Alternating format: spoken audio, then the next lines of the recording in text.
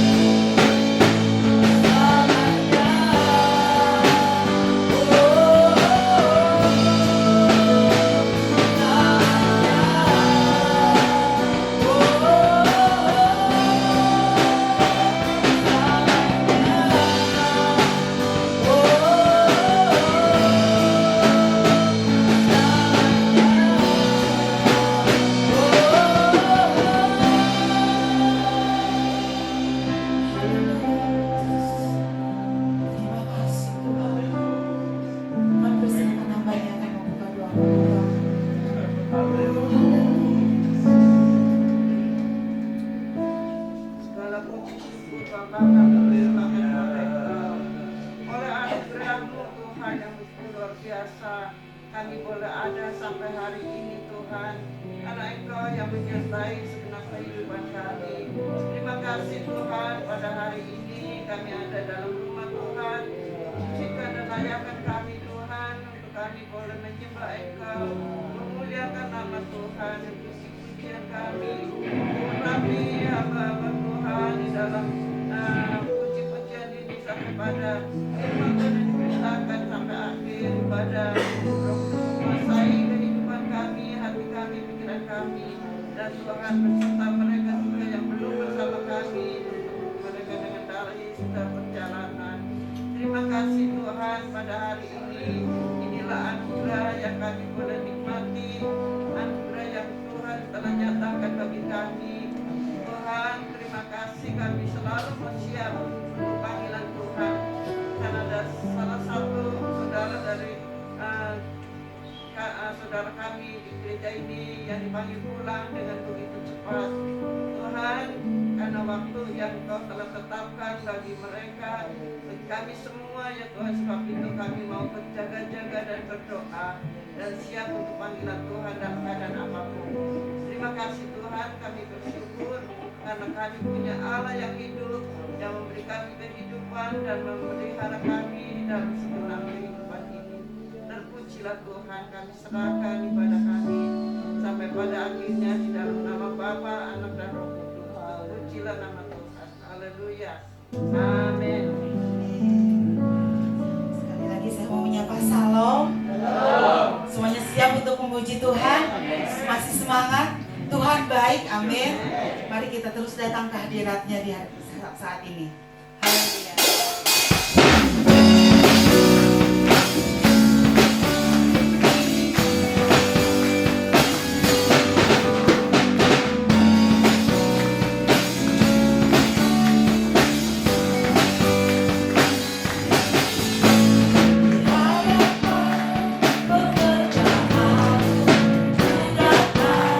Menyembahmu, Engkaulah hatiku.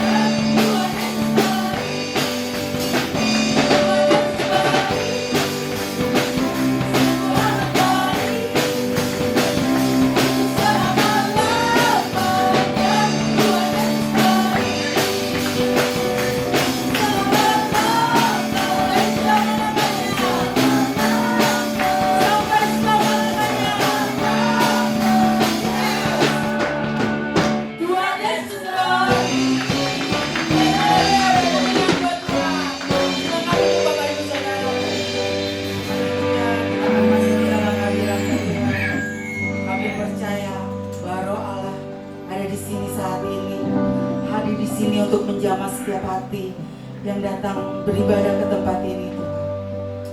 Haleluya. Haleluya Yesus. Bapa Kau mendengar seruan hatiku,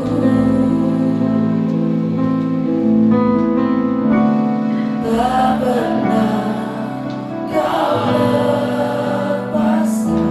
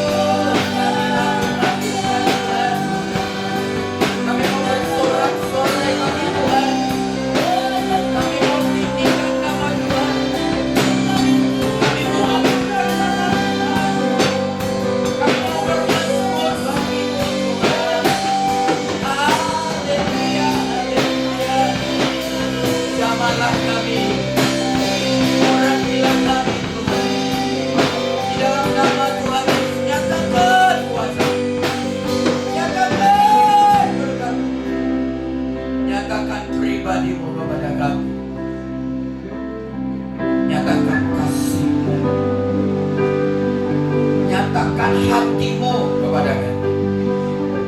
Kami siap melakukan apa yang Tuhan mau untuk kami lakukan. Kami siap mengerjakan apa yang Tuhan mau kami kerjakan. Ini kami anak-Mu, ini kami umat-Mu, ini kami sahabat. Sepanjang minggu Engkau bersama dengan kami, berjalan bersama dengan kami, di tengah-tengah soalan kami, di tengah-tengah kekhawatiran kami, di tengah-tengah ketakutan kami, di tengah-tengah kelemahan kami, Engkau berjalan dengan kami. Kalau hari ini kami ada di rumah Tuhan, itu berarti kami menang atasi semua persoalan kami. Hari ini kami mau bersukacita, bersorak kemenangan. Kami mau mengatakan, kami terima kemenangan karena anugerah. Dalam nama Yesus Engkau berdoa dan mengucap syukur. Berfirmanlah Engkau, kami siap mendengar, kami siap merenungkan, kami siap melakukannya, kami juga siap membagikan kebenaran firman. Dalam nama Yesus yang berdoa. Haleluya. Amin. Shalom Bapak dan Ibu. Kalau saudara lihat bulan Agustus, kita bicara tentang pertumbuhan iman secara pribadi. Kita bicarakan kita harus bertumbuh dengan sengaja. Itu pertumbuhan iman harus dilakukan dengan sengaja, karena pertumbuhan iman tidak datang secara otomatis. Kita harus bertumbuh berapapun harganya, karena pertumbuhan adalah perintah Tuhan kepada kita. Iman kita harus bertumbuh sejak kita terima Yesus. Yang kedua itu inti dari khotbah di ibadah, sepanjang ibadah di bulan Agustus. Di bulan September yang lalu, yang baru kita lalui, kita ingin, bukan hanya kita yang ingin bertumbuh. Tuhan juga tidak ingin hanya saudara 2-3 orang, 7-5 orang, atau 7-10 orang di keluarga besar GCI Efrata ini yang bertumbuh. Tapi Tuhan rindu kita semua saling bahu-membahu, saling tolong-menolong, saling bergandengan tangan supaya orang-orang yang di sekitar kita, jemaat-jemaat keluarga besar GCI Efrata itu juga bertumbuh bersama-sama. Jadi tugas saudara bukan hanya memastikan iman saudara bertumbuh, tapi juga tugas kita diperluas, memastikan orang-orang di sekitar kita yang ada di samping kiri kanan saudara, di depan dan belakang saudara, untuk bertumbuh bersama-sama. Di bulan itu inti khotbah di bulan September. Tapi hari ini kita mau naik lagi kepada level yang lebih tinggi.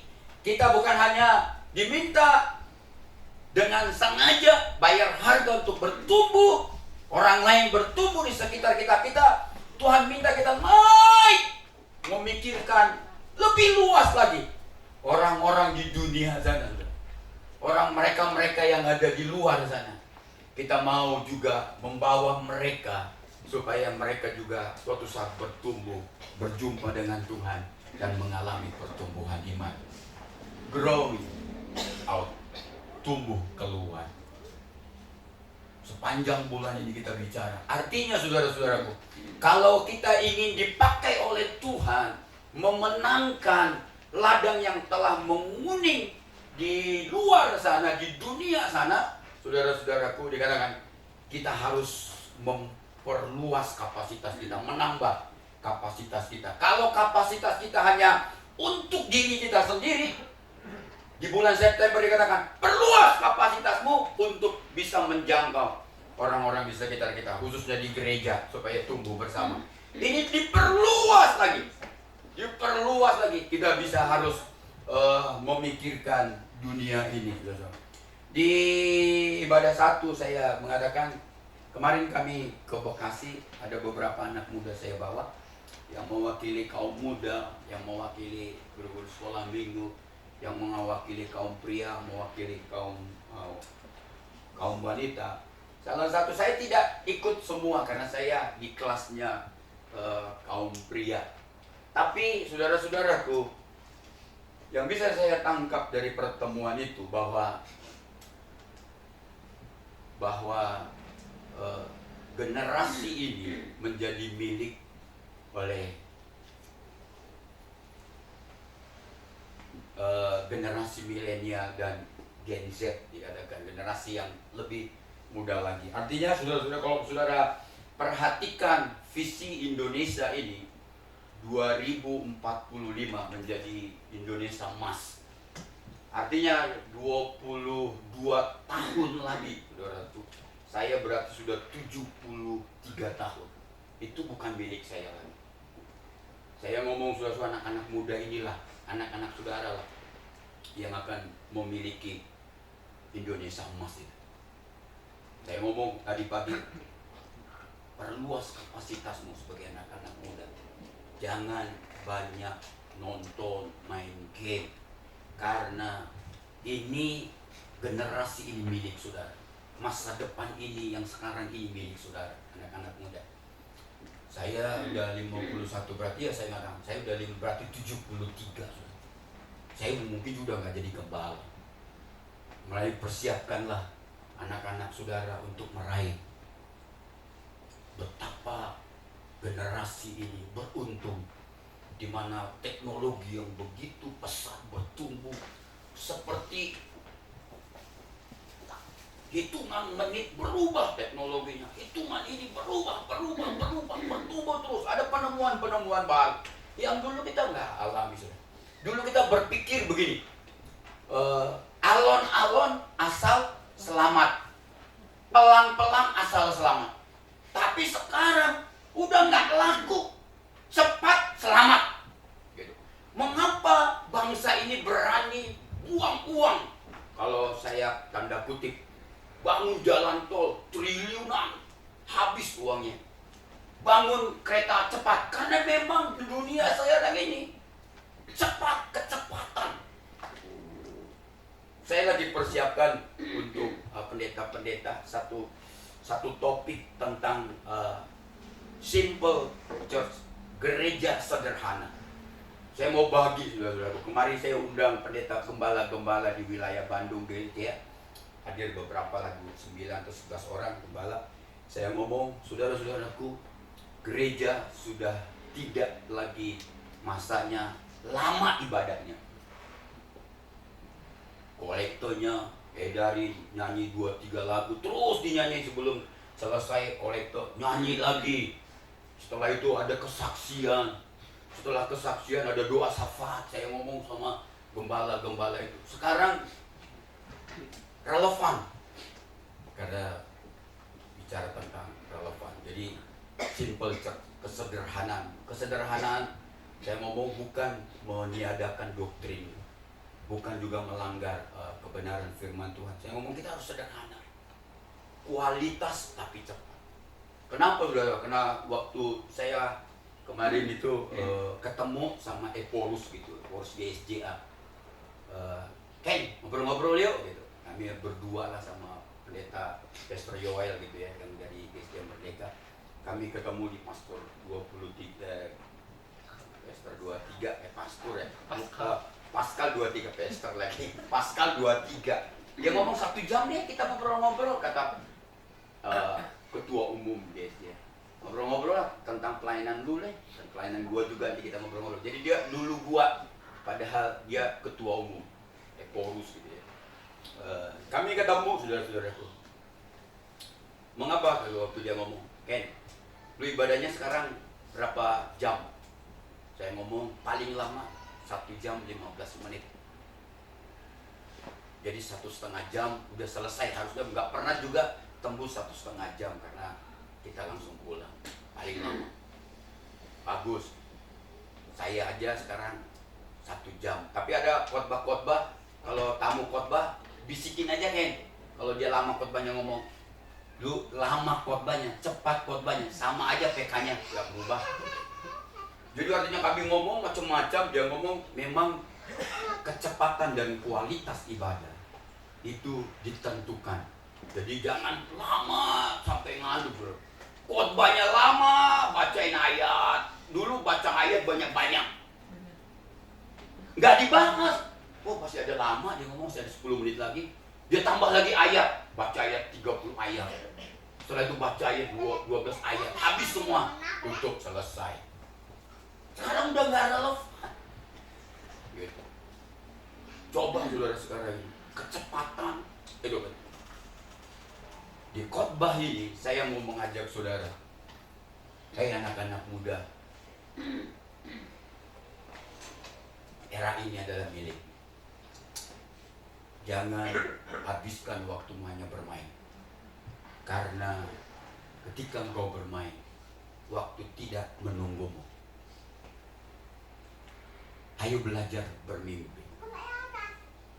Mimpinya besar.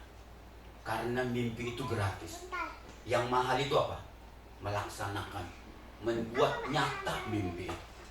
Mumpung gratis mimpi, mimpilah sebesar-besar. Generasi ini bukan milik orang yang malas-malasan, percaya. Generasi ini, saudara-saudaraku, era ini bukan milik orang yang hanya mimpi tapi tidak merealisasikan. Ayo belajar sekarang, ayo. Oleh sebab itu saya mau sampaikan beberapa. Jadi itu di topik kelas-kelas itu disampaikan saudara-saudaraku. Jadi generasi milenial, generasi Z itu diperkirakan 60% di zaman sekarang. Jadi ini milik kalian-kalian. Ayo, jangan hanya main game, jangan hanya tiduran, jangan hanya apa ya ngomongnya, malas-malasan gitu loh. Anak-anak muda nih, ini milikmu. Indonesia emas ini di tanganmu. Indonesia emas ini milikmu. Sekali lagi saya katakan, milik anak-anak kita. Persiapkan anak-anakmu. Invest buat anak-anak kita. Kalau mau disekolahkan, sekolahkan dia terbaik. Kalau masih ada ya, lakukan yang terbaik. Karena anak-anak kita akan masa depannya beda dengan masa depan. Dulu kita ngomong mimpi orang tua, kalau anaknya tukang beca, bapaknya apa? Bapaknya ngomong itu, aduh anak, kalau saya tukang beca, anak saya janganlah tukang beca. Paling sedikit apa? Yang ngegojek, kan gitu ya. Atau narik dokar, bukan narik dokar apa, nge-grab. Udah nggak mimpi. Kalau bapaknya tukang beca, anaknya harus jadi orang hebat. Udah nggak mimpi, jangan mimpi yang mulia kecil-kecil.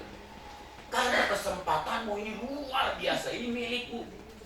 Saya luar biasa terkaget-kaget melihat dunia yang sekarang ini. Terkaget-kaget. Sampai saya nggak fokus-fokus. Oke, Efesus pasal 4 ayat 11 sampai 12. Dikatakan, dan dialah yang memberikan rasul, baik rasul-rasul maupun nabi-nabi, baik pemberita-pemberita Injil maupun gembala-gembala dan pengajar-pengajar, untuk dikatakan memperlengkapi orang-orang kudus bagi pekerjaan pelayanan, bagi pembangunan tubuh Tuhan atau tubuh Kristus. Saya mau garis bawahi yang saya bold, yang saya tebalkan sengaja supaya karena fokus khotbah kita bagi pembangunan tubuh Kristus. Saya ingin memberitahukan kepada saudara, kata pembangunan atau bangunan gitu ya, membangun itu dari bahasa aslinya dipakai kata oikodome. Oikodome itu adalah istilah di dalam Alkitab tuh digunakan untuk konstruksi pembangunan sebuah rumah. Jadi dikatakan di ayat yang ke-12, bagi pembangunan tubuh Kristus, oikodome itu menggunakan istilahnya konstruksi sebuah bangunan rumah. Jadi kalau dikatakan membangun pembangunan bagi tubuh Kristus, saudara diharapkan bukan hanya saudara yang seperti saya ngomong bertumbuh saja, tapi naiklah ke level yang lebih tinggi. Saudara harus membangun orang-orang di luar sana. membangun hidupnya, berjumpa dengan Tuhan. Saya mengatakan saudara, saya harap saudara bisa lihat di warta jemaat, saya katakan situ. Oikodome ini, saudaraku, kata membangun ini ditulis dalam bentuk present tense participle. Artinya sebuah tindakan pembangunan itu, membangun itu sebuah tindakan yang dilakukan secara terus menerus, tidak boleh berhenti. Jadi membangun iman, membangun hidup kita nggak boleh berhenti, tapi itu terus menerus dilakukan secara sengaja. Kalau saudara lihat, begitu juga dalam hal, kalau saudara, saya katakan ya saudara, membangun kehidupan ini harus berkelanjutan. Ini adalah sebuah proses yang terus menerus harus terjadi. Saya mengatakan bahwa ketika saudara terima Yesus sebagai Tuhan dan Juru Selamat, iman saudara secara otomatis diperluas oleh Allah. Ruang-ruang rohani di dalam diri saudara diperluas oleh Allah. Hidup kita diperluas oleh Allah. Tujuannya bukan untuk diri kita sendiri. Karena Tuhan ingin kita melihat lebih jauh. Bukan hanya melihat sekeliling kita di dalam gereja, tapi Tuhan ingin melihat, saudara melihat apa yang dilihat oleh Tuhan, yaitu tuaian ladang yang telah menguning di dunia sana, di luar sana. Oleh sebab itulah membangun itu atau growing out itu diperlukan untuk bisa menjangkau orang-orang di luar sana. Saya mengatakan begini, untuk menjadi seorang pembangun, kita harus, saya katakan, perhatikan ayat-ayat ini. Saya nggak baca, sama seperti tadi saya juga nggak baca, karena slide terlalu banyak. Saudara bisa lihat dikatakan, karena tidak ada seorang yang dapat membangun, entah orang membangun di atas dasar ini dengan emas, perak, permata, atau di ayat 13, sekali-kali pekerjaan masing-masing orang akan nampak. Apakah dia membangunnya di atas jerami, atau batu, atau emas, berkualitas atau tidak. Jadi Alkitab ingin katakan, ketika saudara membangun, seorang pembangun dikatakan, saudara-saudaraku yang dikasihi Tuhan, tidak hanya di seorang pembangun harus berhati-hati bagaimana ia membangun. Yang penting bukan hanya apa yang akan dia bangun, tetapi juga bagaimana ia membangunnya. Saudara-saudaraku yang dikasihi Tuhan, saya mengatakan kalau kata membangun itu harus secara terus-menerus dan berkelanjutan dilakukan. Mengapa harus membangun, saudara-saudaraku? Karena Tuhan ingin melibatkan saudara. Lihat di warta jemaat saya katakan, Tuhan ingin melibatkan saudara masuk dalam pekerjaannya yang, kalau saya katakan ini mega proyek yang luar biasa. Dan tidak semua orang diminta untuk terlibat di dalam pembangunan kerajaan Allah ini. Hanya saudara, hanya saya. Nggak diminta saudara-saudaraku di tempat-tempat yang lain seperti wihara, orang-orang di situ nggak diminta. Seperti Buddha, Hindu, Islam, Tuhan nggak minta mereka untuk menjadi pembangun-pembangun kerajaan Allah. Justru kitalah orang-orang kudusnya, orang-orang percayanya. Oleh sebab itu saya katakan, saudara-saudara yang dikasihi Tuhan, bagaimana caranya kita membangun tubuh Kristus ini? Bagaimana kita bisa tumbuh keluar? Bukan hanya membangun diri kita, bukan hanya membangun gereja di sekitarnya, tapi visi kita, pandangan kita bisa melihat lebih luas, jauh daripada hanya sebatas ruangan ini, saudara-saudara. Saya katakan kita harus membaca, melakukan bagaimana cara atau apa yang harus kita lakukan ketika kita ingin membangun. Saya mau masuk lebih jauh, saudara. Ini akan saya bahas ayat 2 dan 3 ini. Lapangkanlah, Yesaya 54 ayat 2 dan 3. Lapangkanlah tempat kemahmu dan bentangkanlah tenda tempat kediamanmu. Janganlah menghematnya. Panjangkanlah tali-tali kemahmu dan pancangkanlah pokok-pokok patok-patokmu. Sebab engkau akan mengembang ke kanan dan ke kiri. Keturunanmu akan memperoleh tempat bangsa-bangsa dan akan mendiami kota-kota yang sunyi. Ada 3 hal. Dari ayat 2 ada 3 hal yang akan kita pelajari. Bagaimana kita bisa growing out, saudara-saudaraku. Bagaimana kita bisa membangun tubuh Kristus ini. Bukan hanya sebatas tembok, tapi kita bisa menjangkau dunia di luar sana. Saudara dan saya harus memperkuat fondasi kita.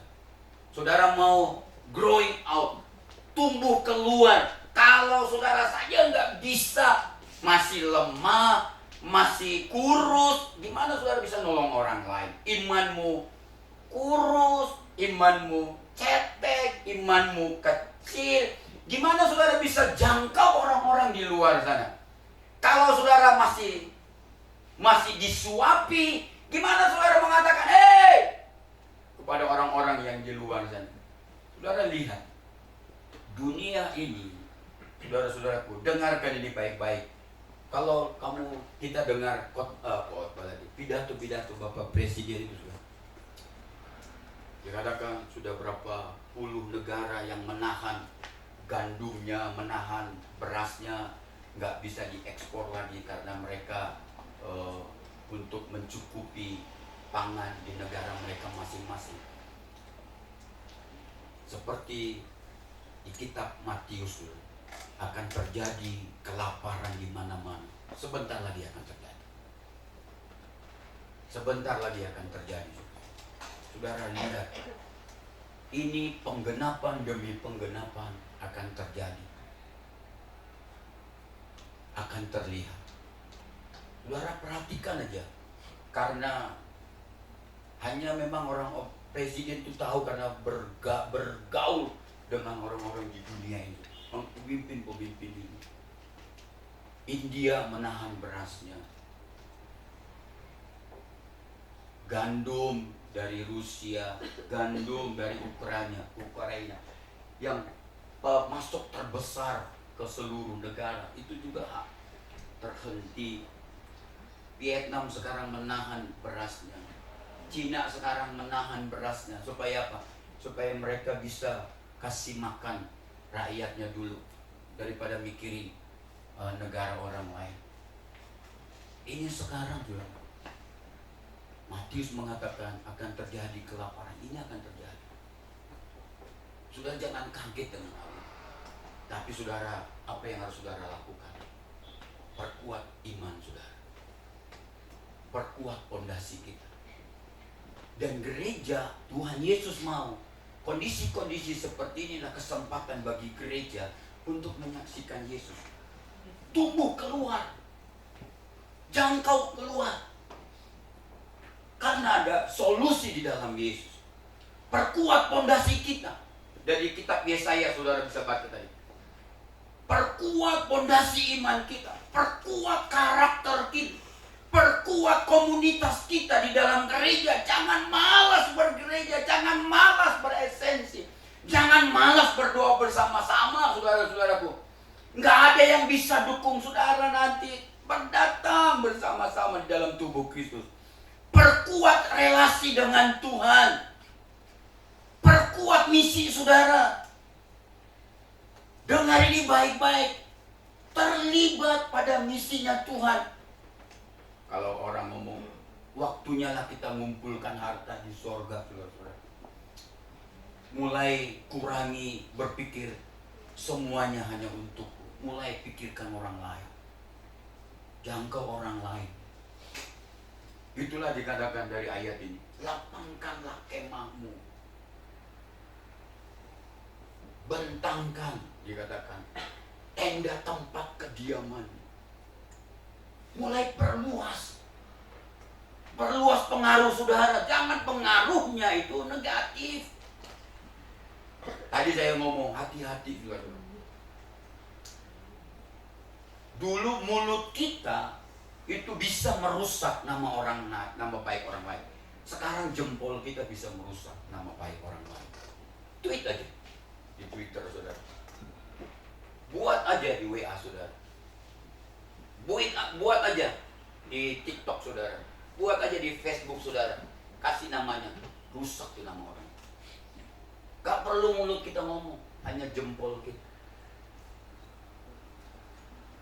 bisa merusak orang lain, bisa merusak perusahaan orang lain, bisa merusak rumah tangga orang lain, bisa merusak pernikahan orang lain, bisa merusak pribadi orang lain.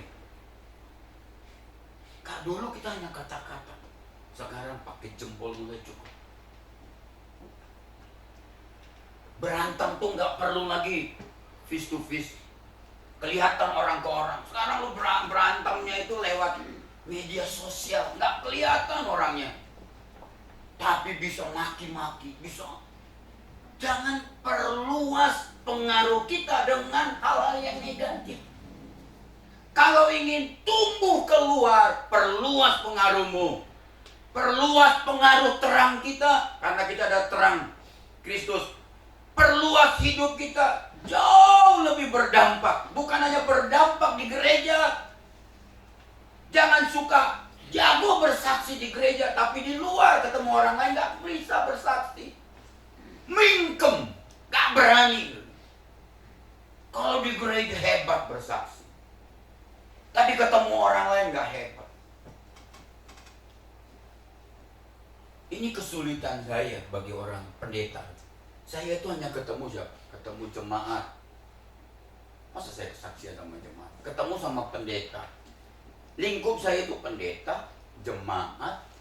Kembali ke nanti ketemu lagi rapat-rapat pendeta. Saya ngomong, kapan saya bisa bersaksinya? Saudara-saudara lah di luar sana. Ayo, itu pergumulan bagi saya, karena saya nggak pernah ketemu dengan orang-orang. Ke pasar istri saya. Gitu. Kalau ngajar, mereka yang sudah percaya Yesus, udah mau jadi pendeta. Kadang kami itu dapat questionnaire, isian, saudara. Berapa dalam satu hari atau dalam sebulan, berapa bersaksi kepada orang-orang yang nggak percaya. Saya tuh bergumul untuk menjawab, karena saya nggak ketemu komunitas saya sama. Masa saya ketemu sama pendeta di wilayah, ketemu sama pendeta, masa saya saksi sama pendeta? Kalau saya ngajar, ketemu sama calon pendeta. Kalau saya ke gereja, ketemu dengan saudara. Itu pergumulan waktu jawab itu. Tuhan, apa yang harus saya jawab? Saya nggak bisa, nggak tahu. Saya nggak bisa ketemu sama. Kalau kunjungan sama ke jemaat, mereka juga coba bersaksi tentang Yesus. Perluas, pergi keluar, lewati batas-batas pemikiran kita. Dulu kita ngomong nggak mungkin ini, semua mungkin. Dulu kita hanya nonton apa itu, yang mobil terbang. Sekarang nggak banyak mobil. Dulu kita nonton Star Trek ya, Star Trek. Apa itu yang apa lah itu ya, mobil terbang gitu, orang macam-macam lah. Dulu itu hanya di film. Sekarang semuanya jadi dunia-dunia yang nyata. Bisa ditarik ke dunia nyata. Kita nggak usah lagi di Jepang, nggak usah lagi pembantunya, nggak perlu lagi orang. Robot aja pembantu cukup. Cantik banget lagi. Cantik. Jadi banyak sekarang di Jepang itu nggak mau menikah, tapi beli aja robot perempuan yang dibuat cantik.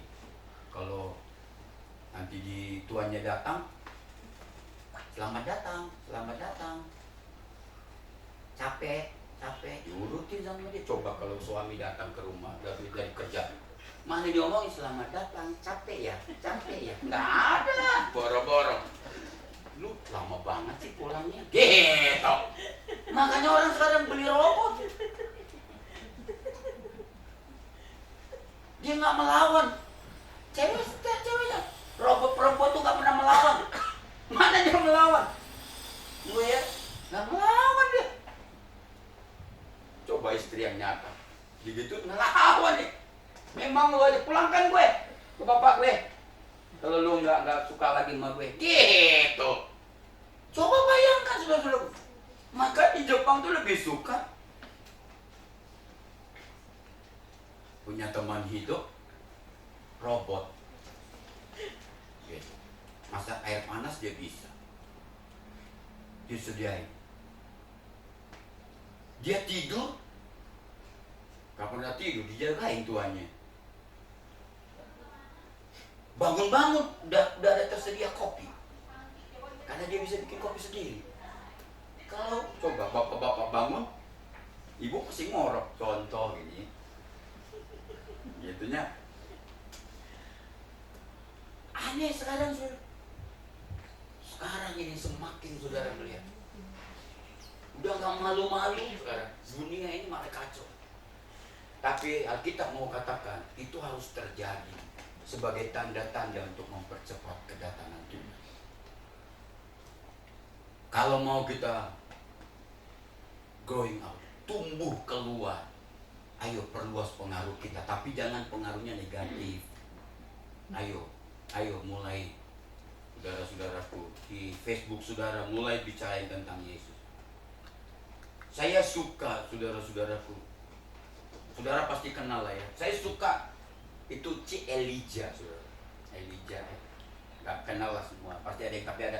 Dulu sini guru sekolah minggu di sini. Tapi yang saya suka di Facebooknya dia, setiap pendetanya khotbah, saudaraku, mau di persekutuan, mau dimasukin di Facebooknya dia isinya. Keren. Nah, saudara, di Facebook saudara masukin khotbah saya. Maksudnya dia itu loh nggak bisa buat apa-apa. Saya tanya, kenapa sih setiap khotbah di komsel, khotbah di persekutuan, khotbah di hari Minggu, dia share saudara di Facebooknya isinya. Saya khotbah di tempat kemarin di Bumi Baru, dia dengar, dia semua dia tulis kata-kata saya. Dia share di Facebooknya dia. Itu cinta gereja, dia sungguh-sungguh cinta gereja. Ayo mulai saudara, kalau mau bertumbuh keluar, ayo perluas pengaruhmu, tapi jangan yang negatif. Perluas dampakmu, perluas cara berpikirmu. Batas kita selama ini berpikir ini mustahil, sekarang udah nggak mustahil, saudara. Apalagi kita bersama dengan Yesus. Perbesar kapasitasmu, saya katakan. Jangan puas dengan kemampuanmu sekarang. Perlengkapi hidupmu terus menerus. Jangan berhenti baca Alkitab. Jangan berhenti berdoa. Jangan malas ke gereja. Jangan berhenti belajar. Kembangkan lagi dan lagi. Saya sekarang banyak di rumah, makanya saya banyak nulis buku. Karena sekarang saya ngajar di online saja. Mau ngajar di Malang, saya online. Saya ngomong, saya nggak mau datang ke kampus.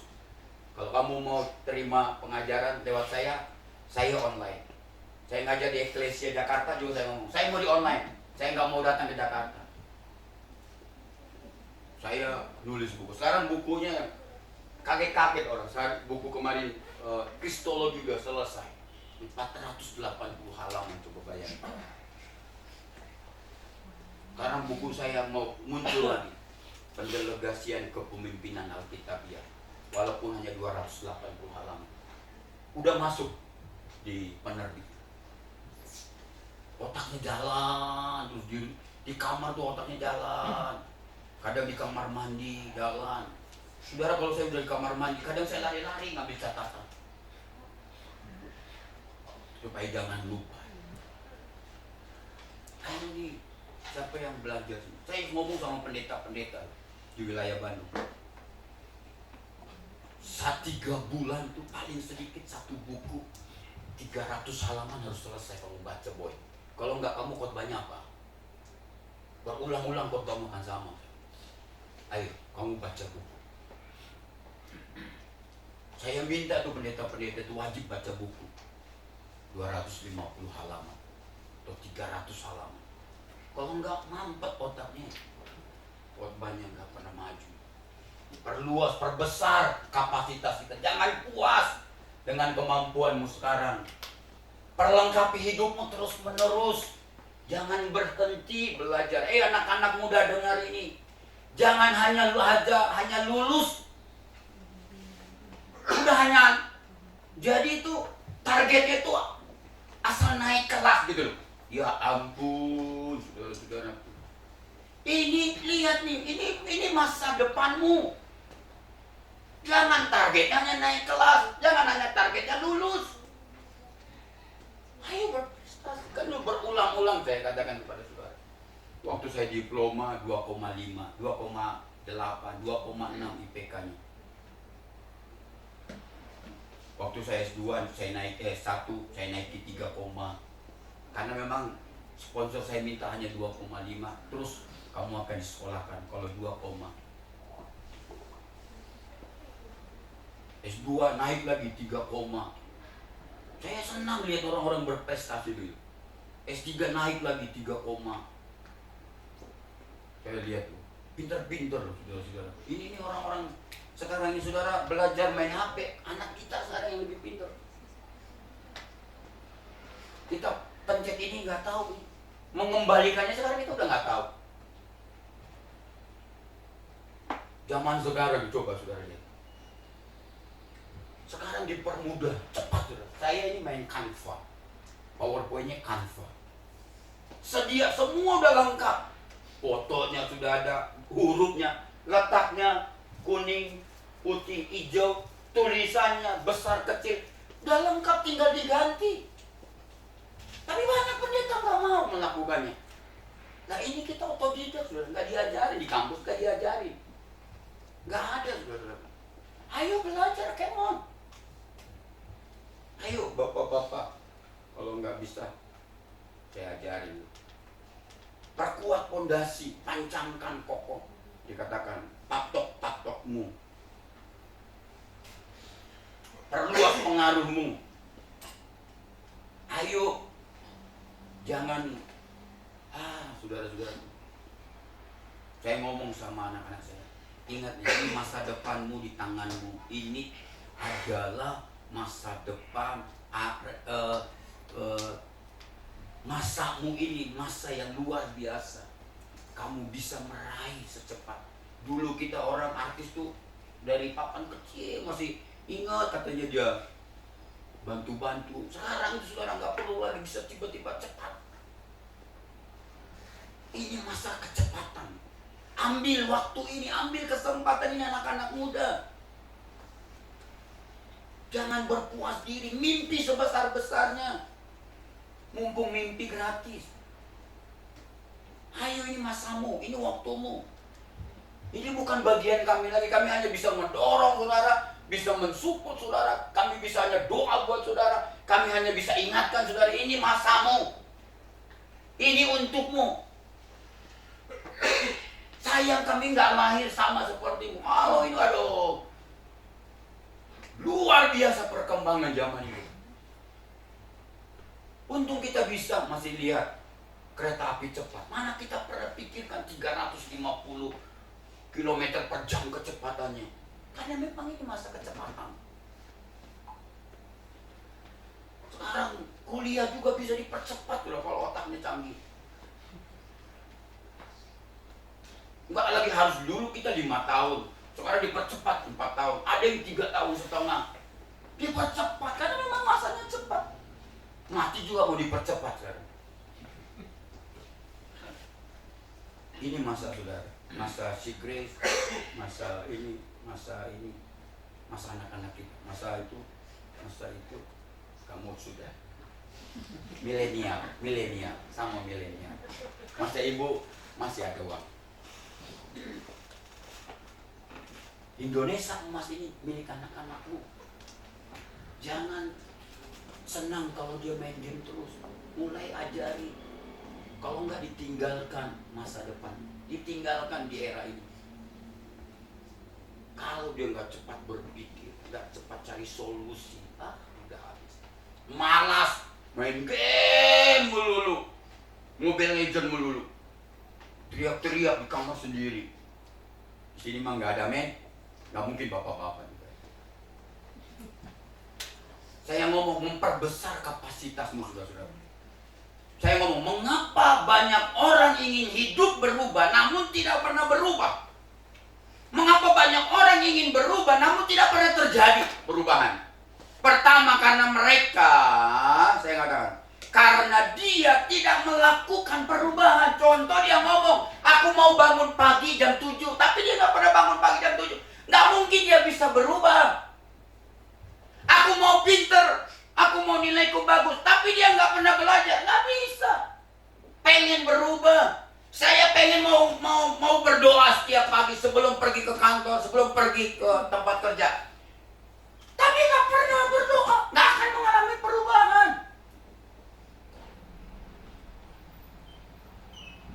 Pengen ke gereja terus, tapi nggak pernah bangun cepat. Gimana mau ke gereja?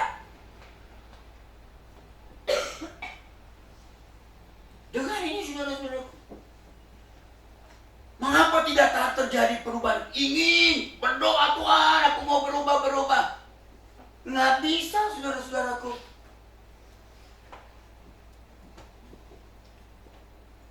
Yang kedua, karena dia suka menunda. Kalau dia ngomong gini, Pak, besok saya kerjakan ya. Iya, tapi nggak dikerjakan. Nggak akan selesai, saudara.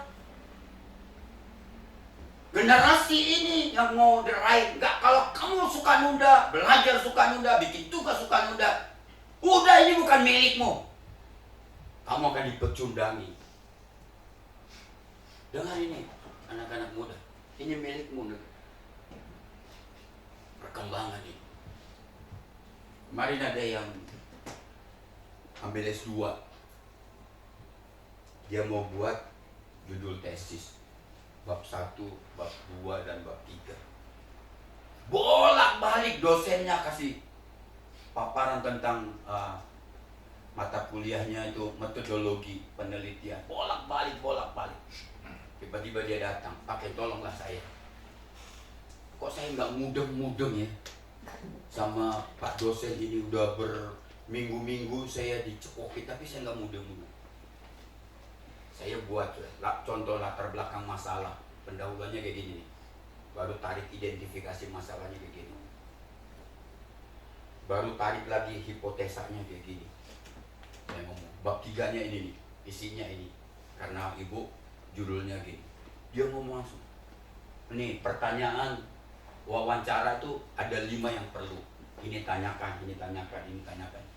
Dia langsung ngomong, pakai. Baru saya mudeng gitu. S2 aja nggak mudeng, apalagi mau S1 kalau nggak belajar. Saya ngomong, ini memang butuh jam terbang untuk bisa mahasiswa itu menjelaskan apa itu bikin tesis disertasi atau skripsi. Mengapa orang ingin berubah tapi nggak bisa, nggak berhasil? Yang ketiga itu tadi, yang kedua itu karena suka nunda. Coba saudara nunda. Istri ngomong, Pi, itu bocor tuh. Enggak lah, nanti aja, karena belum hujan juga. Tunggu lagi minggu depan. Pi, kayaknya ini kesempatan nih sebelum hujan, tutup itu genteng. Dia ngomong, belum hujan pasti katanya. Lihat dari itu cuaca, ngomong masih lama hujannya, nanti aja. Malam hujan, bocor, berantem suami istri. Kan gak diomongin, Pi, gak percaya. Kan gitu, berantem karena nunda. Ingin berubah gak bisa kalau saudara gak bisa, suka nunda. Dia tidak berani bermimpi. Mengapa kita ingin berubah tapi gak berhasil? Gak berani mimpi. Lalu mimpinya itu di rumah. Mimpinya itu main game. Mimpinya itu kenapa dia kalah. Saya lagi main game juga, saudara. Gamenya itu poker. Saya ngomong, kadang tuh saya hapus poker saya sekarang. Padahal itu udah 43 miliar saya menang. Saya hapus pokernya. Karena saya bisa lemparin handphone saya kalau saya kalah. Handphone saya itu kan main game, kenapa saya harus lempar handphone saya? Marah. Saya percaya kalau saudara anak-anak sudah marah, pasti dia kalah main game. Anak-anakmu ini mulai atur. Masa depan ini milik mereka. Orang tua kalau nggak baik-baik, waduh habis. Seberapa besar iman kita menentukan seberapa besar berkat yang kita terima dari Tuhan. Oleh sebab itu, kalau mau growing out, bertumbuh keluar, 3 hal ini harus ada. Mulai dari sekarang persiapkan. Perkuat fondasi kita, perluas pengaruh kita, perbesar kapasitas kita. Konsekuensi kalau saudara menerima, mengikuti tadi ayat Yesaya 54 ayat 2 dan 3, saudara harus berani bayar harga. Kenapa? Kalau saudara mau memperluas tenda saudara harus beli tenda yang baru. Atau saudara harus beli tenda yang lebih luas. Butuh harga, saudara-saudaraku. Kalau saudara baca dikatakan, lapangkanlah tempat kemahmu. Kalau semakin dilapangkan, 1 meter saudara tambah tempat kemah saudara harus beli 1 meter lagi. Artinya butuh dana, saudara. Berani bayar harga. Kalau saudara mau memperluas 2 meter harus saudara tambah kemah saudara. Harus butuh uang, bayar harga. Untuk memperkuat fondasi iman kita, memperluas pengaruh kita, butuh harga, saudara-saudara. Mau jadi juara, tapi saudara nggak pernah belajar, itu hanya di sorga. Saudara juara 1 walaupun tanpa belajar, karena di sana udah nggak ada lagi. Di sini sudah harus belajar. Gimana sih? Berani bayar harga. Ada pekerjaan baru. Ketika saudara memperluas kemah saudara, ada pekerjaan yang baru. Saudara harus keluar dari kemah. Saudara harus mulai pekerjakan. Atau saudara mulai bekerja untuk menambah kemah saudara. Ada pekerjaan yang baru. Kalau nggak ditambah, nggak ada pekerjaan. Konsekuensi saudara menerima kitab Yesaya pasal 54 ayat 2 ini memperluas yang ada pekerjaan yang baru. Pekerjaan yang baru itu yang Tuhan mau saudara. Pandang ke depan, lihat di luar sana. Dikatakan luar biasa saudara-saudara. Ada pekerjaan ukuran tenda saudara kalau diperluas berarti ada sesuatu yang dilakukan. Ada sesuatu yang baru saudara harus lakukan. Nggak bisa lagi ngomong gini, tendanya mau diperluas tapi nggak mau keluar beli tenda yang baru. Nggak mau ngejahit tendanya supaya semakin luas, nggak bisa. Nggak mau memanjang, berarti patok-patoknya harus diperbanyak. Talinya juga harus diperpanjang kalau mau tendanya diperluas. Panjangkan tali-tali kemahmu. Kalau kemahnya diperluas berarti otomatis talinya juga diperpanjang. Kalau kemahnya semakin besar, patoknya juga semakin kuat. Konsekuensinya kayak gitu saudara-saudaraku. Diperlukan lebih banyak orang. Kalau mau secara konsisten menghidupi Yesaya 54 ayat 2 dan 3. Sudah selesai. Janji Tuhan saudaraku, lihat. Luar biasa janji Tuhan. Saya senang. Janji Tuhan kepada saudara. Yang pertama dikatakan perkembang. Saudara akan mengalami perkembangan. Sebab engkau akan mengembang, dia katakan di ayat 3. Ini berkat pribadi. Tuhan akan membuat kita berkembang. Tuhan akan membuat usaha kita berkembang. Tuhan akan membuat keluarga kita berkembang. Tuhan akan membuat kesehatan kita semakin baik. Tuhan akan membuat relasi-relasi kita berkembang. Tuhan akan membuat kita berkembang ke kanan, ke kiri. Dan tidak ada yang sanggup menahannya. Terakhir, ada perolehan dikatakan sudah mau selesai. Ini berkat kamu, keturunanmu akan memperoleh tempat bangsa-bangsa. Ini berkat keturunan, saudara. Anakmu bukan, kalau engkau setia sama Tuhan, ya, anakmu juga akan menerima berkatnya. Cucumu juga akan menerima berkatnya. Generasimu akan menerima berkatnya. Ini nggak pernah, kalau Tuhan sudah memberkati kita, berjanji, Dia tidak akan pernah berhenti hanya pada kita berkatnya. pada anak dan cucu kita. Tapi maukah engkau memperluas kapasitas imanmu? Hanya dengan memperluas tendamu, maka Tuhan bisa menambahkan berkat di tenda yang sudah diperluas. Terakhir, saudara, penguasaan. Dari ayat mana? Mendiami kota-kota sunyi. Ini berkat spesial buat saudara. Kalau saudara mau mengalaminya, Tuhan yang memberkati saudara. Hari ini Tuhan mau, sudah selesai. Hari ini Tuhan mau kita. Dia katakan, growing out, bertumbuh keluar. Matius pasal ke-28 dikatakan, lihat, kita dipanggil untuk keluar. Bukan hanya di dalam, jago di dalam, tapi kita juga harusnya hebat di luar, menceritakan tentang Yesus. Tapi dimulai dari apa? Mulailah perluas, perkuat kapasitas kita. Kalau ingin menjangkau orang-orang di luar sana, perluas dan perkuat fondasi iman kita. Tuhan semua berkati. Saya berdoa. Silakan yang akan menolong saya dalam perjamuan. Sembah Dia. Buka suara, katakan terima kasih Tuhan. Aku memuji-Mu Tuhan. Aku menyembah-Mu Tuhan. Aku meninggikan nama-Mu Tuhan. Aku bersyukur karena Engkau mau mati menggantikan aku. Terima kasih untuk pengorbanan-Mu buat. Terima kasih, kasih-Mu berlimpah dalam hidup. Terima kasih Tuhan. Terima kasih Bapa. Kami akan pulang dan meninggalkan tempat ini, tapi Engkau tidak pernah meninggalkan kami.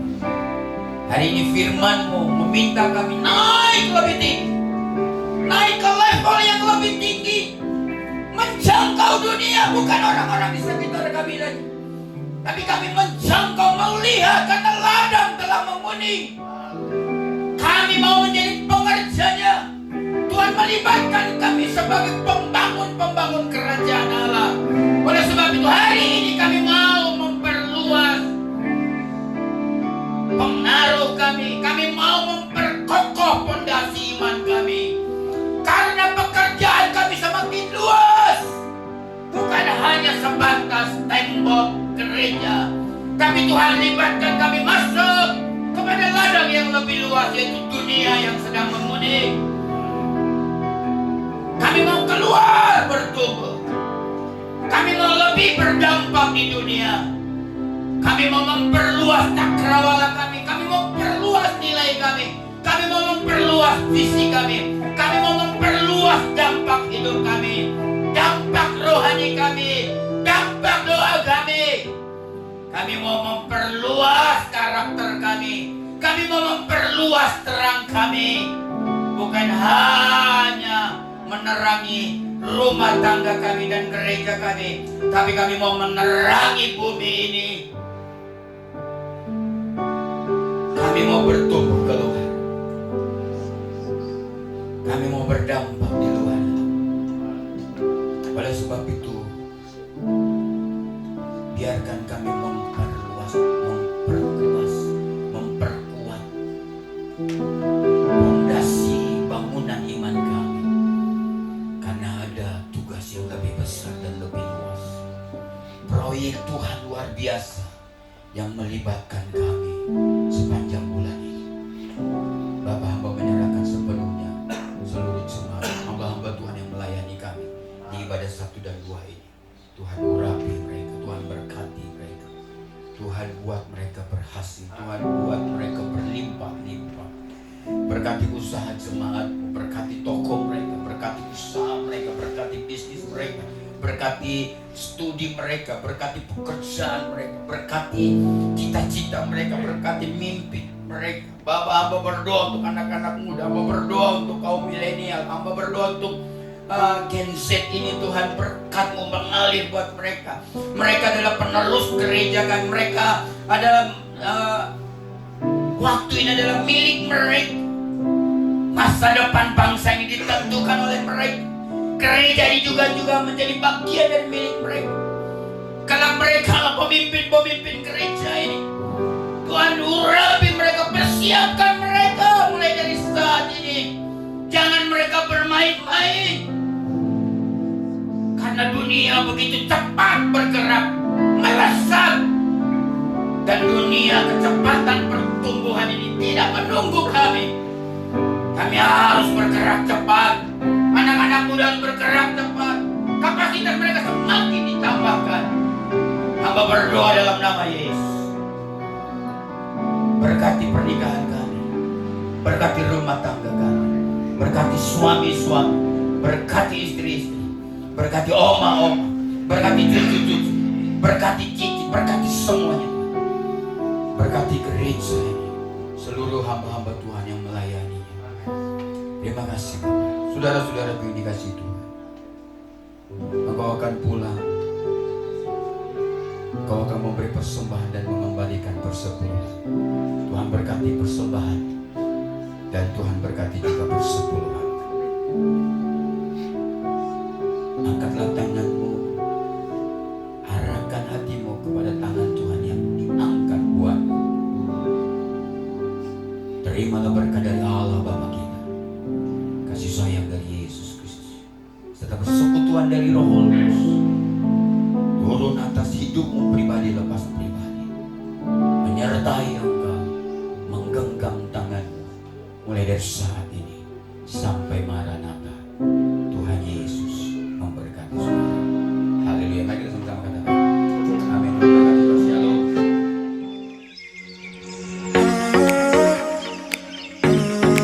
Selamat pagi Om Johan. Pagi, Pak Benny. Mau tanya Om, kesan dan pesan selama bergereja di sini selama 1 tahun ini aja ke belakang gimana Om? Oh, sama kayak sini kesan saya Ya. lumayan Tuhan berkati kepada saya Oke. dalam kerja juga. Oke. Karena tanpa Tuhan kami hidup sia-sia. Tetapi kalau hidup turut Tuhan, maunya Tuhan, maka kita senantiasa akan diberkati dalam segala sesuatunya. Saya kami juga bersyukur karena Tuhan yang telah pimpin kami dari dulu sekarang. Aduh, kalau banyak kesaksian banyak Tuhan cukup. Oke. Terima kasih. Itu aja. Pesannya buat gereja apa? Om? Buat gereja ya berbeda dengan senantiasa biarlah Tuhan yang biasa tolong juga ya. Oke, siap Om. 2 kata Om buat gereja apa Om? Tuhan berkati keluarga besar dan jemaat sedang kita. Oke, makasih Om Johan. Ya Pak Filipus Paimin, boleh sharing kesan dan pesan selama bergereja di sini setahun ini gimana? Tahun ini gereja kita luar biasa, sangat maju dan juga sangat menjadi berkat buat kita semua. Oke. Pesannya gimana Pak? Buat ke tahun ke depannya? Pesan dan pesan saya tahun ke depannya bapak-bapak terutama ini harus lebih semangat dan maju terus tanpa Oke. 2 kata buat gereja Pak? maju terus, semangat. Puji Tuhan. Terima kasih Pak. Ya, selamat ulang tahun Gereja Prata Pagarsi. Semoga jemaat dan kita semua imannya bertumbuh dengan cara percaya kepada Tuhan sepenuhnya dengan keyakinan yang penuh dan berharap sesuai dengan kehendaknya, jangan minta yang lebih daripada itu, karena Tuhan akan memberkati kita dan memberikan kita apa yang kita perlukan secukupnya. Amin. Selamat ulang tahun. Selamat ulang tahun. Selamat ulang tahun. Selamat ulang tahun untuk GSJA Efrata yang ke-55. Semoga menjadi wadah yang menjangkau jiwa-jiwa yang rindu untuk mengenal Tuhan. Semoga semakin berkembang, bersatu, dan semakin melayani Tuhan lebih lagi. Semoga semakin maju dan semangat untuk melayani Tuhan. Semoga lebih bertumbuh dan banyak dimakan. Dan kedepannya semakin sukses. Hai Efrata Church, Halo. happy birthday yang ke 55. pesan Pesan-pesan kami untuk Efrata Church selama melayani di sana, kami bahagia, seru banget, dan amazing lah pokoknya. Pesan kami untuk Efrata Church adalah semoga Efrata Church semakin mengenal pribadinya lebih dalam lagi, juga masing-masing anggota menjadi tubuh Kristus yang selalu memuliakan namanya, menjadi satu tubuh untuk kemuliaannya. Silakan. Untuk mengakhiri kata sambutan kami dan kesan kami tutup dengan beberapa pantun. Yaitu minum kopi bersama Om Ken. Cakep. Jangan lupa kopinya Starbucks. Cakep. Kalau hidup gak selalu keren, tetaplah setia bersama Tuhan Yesus. Amin. Terakhir nih. Ikan sepat. Ikan hiu. Sempat tidak sempat. Kita katakan Love you. Bye.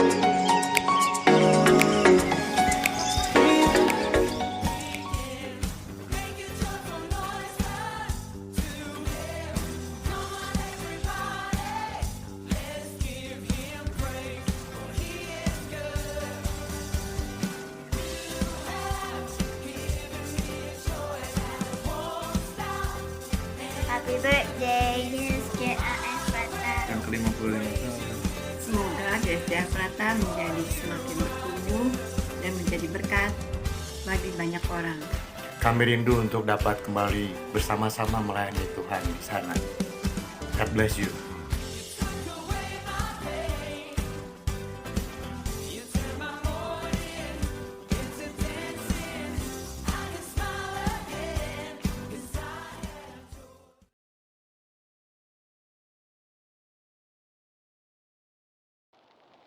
Thank you.